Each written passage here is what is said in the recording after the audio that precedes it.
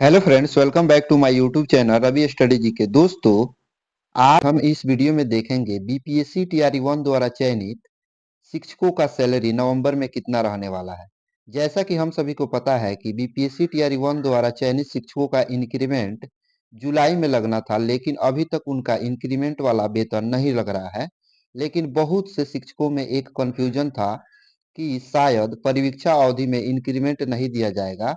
इसी से संबंधित एक लेटर आप स्क्रीन पे देख रहे होंगे, जिसमें स्पष्ट माननीय शिक्षा मंत्री सुनील कुमार जी के द्वारा दिए गए बयान में लिखा है कि जो इंक्रीमेंट का काम है वेतन वृद्धि का, वह प्रक्रियाधीन है और जल्द ही इसे पूर्ण कर लिया जाएगा। साथ ही साथ महंगाई भत्ता जो इंक्रीज हुआ था, उसका भी काम हो रहा है। तो आइए इस वीडियो में चर्चा कर लेते हैं कि नवंबर महीने में बीपीएससी टीआरई 1 द्वारा चयनित शिक्षकों का सैलरी कितना रहने वाला है। सबसे पहले आप ऊपर की तरफ देख रहे होंगे, हमने लिखा है कि बीपीएससी टीआरई 1 द्वारा चयनित शिक्षकों का वेतन नवंबर। सबसे पहले हम बात करते हैं कि वेतन वृद्धि। तो वेतन वृद्धि जो इंक्रीमेंट है, वह 3% लग चुका है जुलाई में ही। महंगाई भत्ता जो है 50 से बढ़ करके 53% हो चुका है।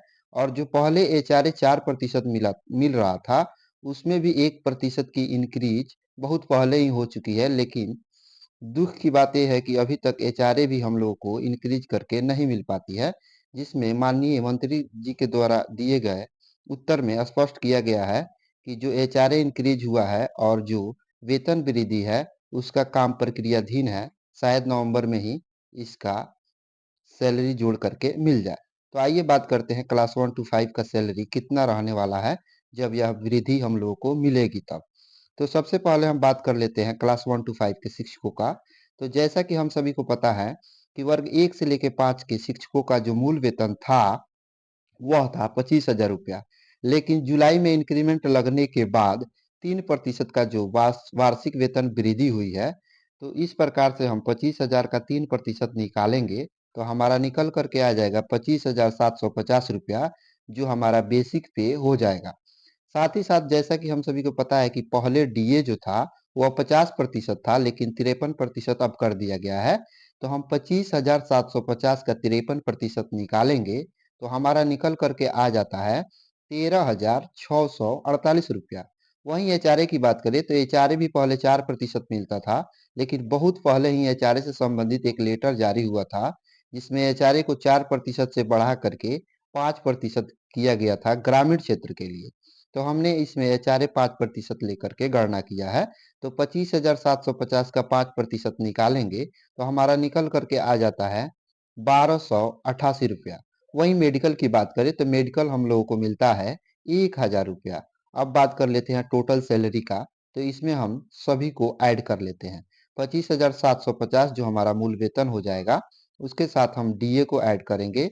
एचआरए और मेडिकल को ऐड करने के बाद जो हमारा टोटल सैलरी निकल करके आता है, वह हो जाता है 41,686 रुपया।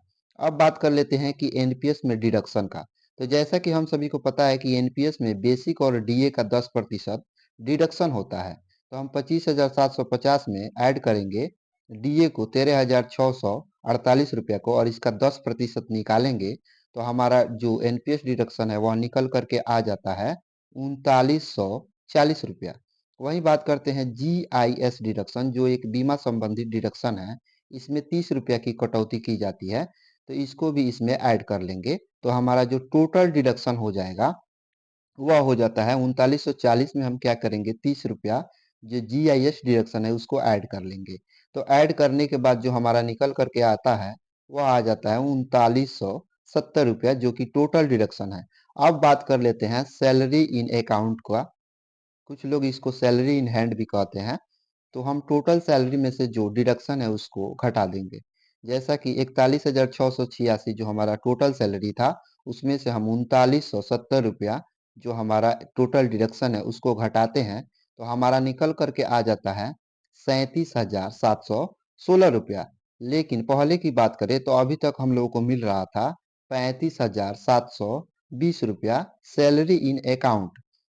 अब यह वेतन वृद्धि के बाद जो हमारा अंतर हो जाएगा सैलरी इन अकाउंट में, वह हो जाएगा 1996 रुपया का अंतर हो जाएगा। अब बात कर लेते हैं एनपीएस बाई गवर्नमेंट का कि गवर्नमेंट का योगदान कितना होगा। तो जैसा कि हम सभी को पता है, बेसिक प्लस डीए का 14% सरकार योगदान देती है, तो इसको हम निकालेंगे तो 5516 रुपया निकल करके आ जाता है गवर्नमेंट का योगदान। अब टोटल प्रॉफिट की बात करते हैं कि टोटल सैलरी कितना होगा। तो 41,686 जो टोटल सैलरी था, उसमें हम जो गवर्नमेंट का योगदान है एनपीएस में उसको ऐड कर देंगे। तो ऐड करने के बाद हमारा निकल करके आ जाएगा 47,202 रुपया। अब बात कर लेते हैं कि पहले और इस बार में टोटल प्रॉफिट में कितना का अंतर होने वाला है। तो इस बार हमारा निकल कर आया है 47,202 रुपया, और पहले हमारा टोटल प्रॉफिट हुआ करता था 44,750 रुपया। तो हम इसमें से 47,202 में से 44,750 को घटाएंगे, तो हमारा जो टोटल प्रॉफिट डिफरेंस यानी कि अंतर होगा वह निकल करके आ जाएगा 2452 रुपया। वीडियो पसंद आए तो लाइक जरूर करें। धन्यवाद।